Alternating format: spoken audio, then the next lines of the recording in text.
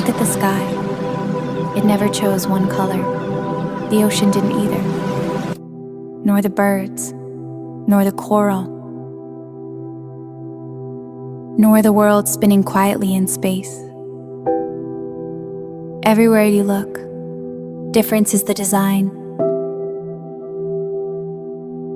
So if the planet can hold this much color, this much life, this much beauty, why wouldn't we?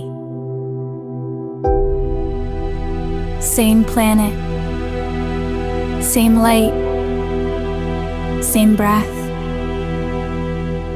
Maybe we were never meant to match.